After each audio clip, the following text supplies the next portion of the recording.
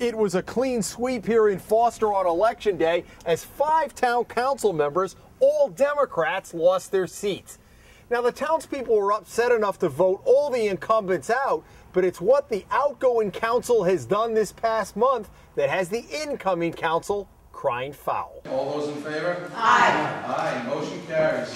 Despite pleas from the audience, well, we, as a public, don't trust you anymore because we voted you out. And members of the incoming council, please do not go into contracts that would bind the incoming council from trying to balance a budget in their fiscal years coming forward. The outgoing Foster Town Council, in 2 meetings over 8 days, voted to reopen and to extend union contracts for police officers, police dispatchers, and DPW employees.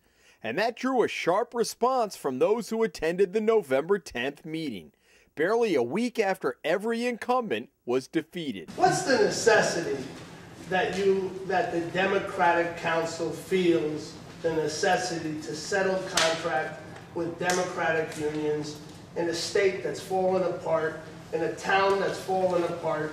Why wouldn't you leave this to be negotiated by the next council?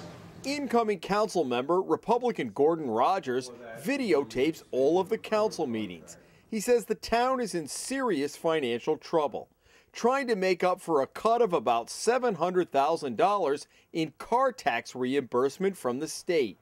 Less than a week after last month's election, he spotted something unusual on the council's agenda. This is one of the first times I ever saw literally every single town contract, every union contract in town, up on one agenda after all 5 members of the council had been voted out and sitting as lame duck.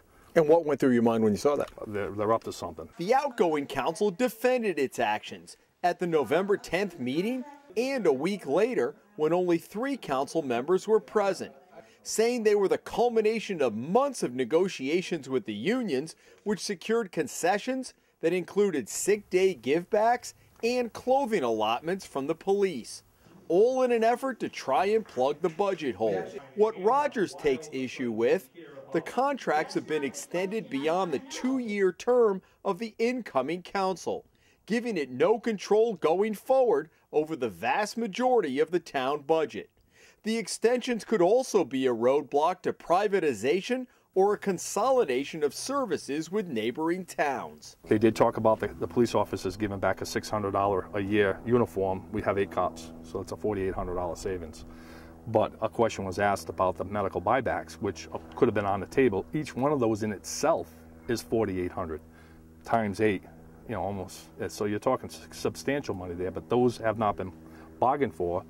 And unless you're paying close attention, you don't understand that it's not that it's being taken out or added in, it's preserving what's existing. Correct. Is that correct? Absolutely. If the state had not taken away the motor vehicle tax that they committed to us in the beginning of the year, the town of Foster would not be in this bind. Vice President John Lewis says the council went to the unions last spring after the state pulled the plug on state aid. He has no apologies for the council's work during the lame duck session. We negotiated those things with good faith, in good faith with our union, with our unions, 3 of them, and felt that we needed to complete the business that we started. What about the argument of just holding it over? You're so close. If it wasn't October or November, we're at the 11th hour to go ahead and do that, in effect, bind that council's hands. What is your response to that? That it hamstrings them, in effect? I disagree. Each of these contract negotiations, the town has received something in return. Each of the unions gave something back to the town. Foster had the 3rd highest voter turnout in the state last month, at just under 58%. That participation was evident over the summer during a special financial town meeting that drew an overflow crowd at the Payne School. And word traveled quickly when last month's agendas were posted online, resulting in a packed room. Councilwoman Lynn Ryder, who said little at the November 10th meeting, didn't hold back when the audience turned up the heat at the second meeting. This contract going forward will save the town money. There is absolutely no guarantee that the union will agree to talk to the new council. So better you get what you can get now. Why not? Yes. Oh, let me honest, they should be thanking us, because I would doubt very strongly, in fact I know, the unions do not want to open up negotiation contracts and negotiate with the incoming council. Why do you think that is? Because a couple of the members have a history with the town, and quite frankly, they don't trust them.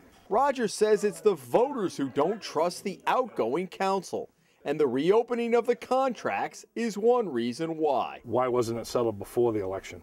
It doesn't pass the smell test. What about their argument, this is just a few, this is a vocal minority, this really isn't reflective of the town? What do you say to that? No, I've gone door to door, and I have people coming up to me constantly, and it's incredible out there.